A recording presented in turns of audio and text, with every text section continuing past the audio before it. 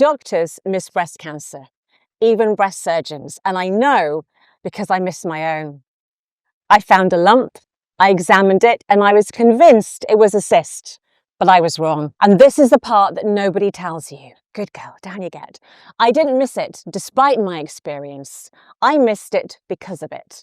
And today I'm going to show you how doctors actually think, why that exact thinking misses cancer every day, and tell you what to say at your appointment to make sure it never happens to you. Looking back, I know exactly why I missed my breast cancer, but at the time, it never crossed my mind. And that's the first clue. Most people think doctors diagnose disease by remembering every illness we've ever learnt. We don't. We recognise patterns. Every patient we see, every breast we examine, every cancer we diagnose teaches our brain another pattern to recognise. So when I examined my own breast, I wasn't asking, could this be cancer? I was asking a completely different question. What does this feel like? And almost instantly, my brain recognised something familiar. Not consciously, automatic. And that's what years of experience does. It allowed me to recognise a pattern in seconds. Now, most of the time, that's exactly what makes experienced surgeons like me good at our jobs. But every strength has a weakness. Because once your brain thinks it's recognised the pattern, it's surprisingly difficult to see another one. And looking back, that's exactly what happened to me. But I didn't realise it then.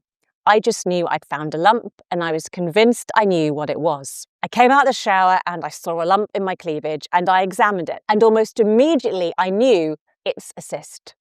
It was smooth, well-defined, just like the previous cysts I'd had. It didn't feel like the cancers I'd spent years diagnosing in clinic. So I reassured myself. Now, I didn't examine it badly. I examined it just like I'd examined thousands of women before. The problem wasn't the examination. The problem was the conclusion. And looking back, my brain had done exactly what I trained it to do. It recognised a familiar pattern, and it stopped looking for another explanation. But I was wrong, and that one mistake changed everything. Because it made me realise something I'd never fully appreciated before. Breast cancer doesn't always behave like the cancers I learned about in textbooks. Some cancers don't feel hard, and some aren't fixed. Some don't even feel particularly worrying.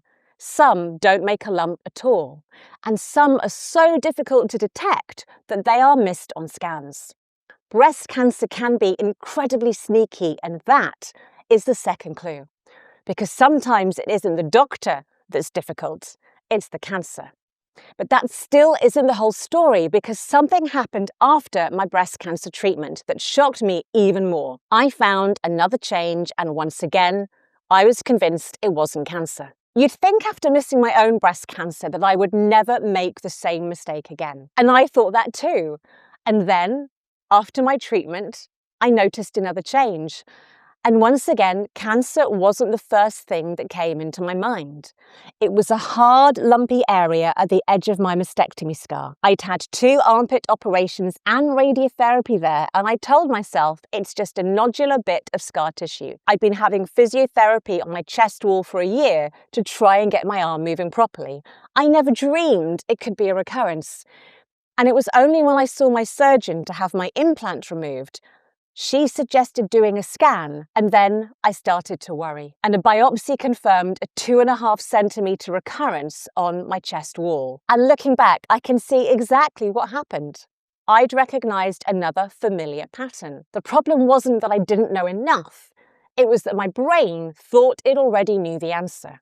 Because local recurrences are rare, and I'd had radiotherapy in that area. I'd never seen a local recurrence like that. Now, missing my own cancer taught me something. Missing my recurrence taught me something even more important. Experience doesn't make me perfect. It makes me human.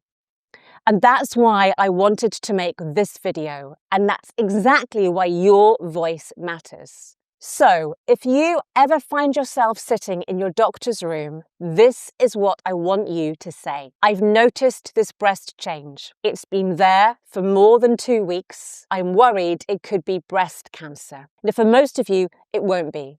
your GP will refer you to your local breast clinic and they'll put your mind at ease. But if your doctor says you don't need to be seen and you're still worried, ask them why.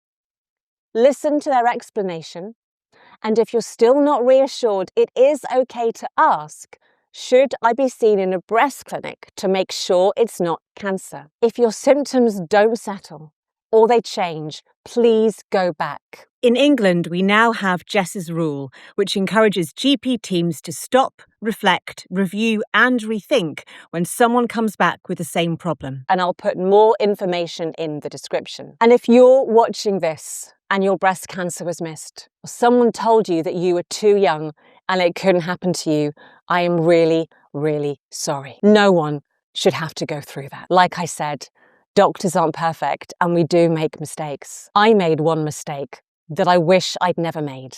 I spent years examining other women's breasts, but I never checked my own. I thought I'd notice if something was wrong, and I didn't. Most of you watching this video will never get breast cancer, but everyone should know what's normal for your own breasts. Because if you don't know what's normal, you won't recognize the signs of breast cancer. And there are 12 signs. You probably don't know them all. So make sure you watch this video so the next time you check, you'll know what to look out for. And if you do see a change, please go to your doctor and get it checked out. I'm Dr. Liz. Thanks for watching.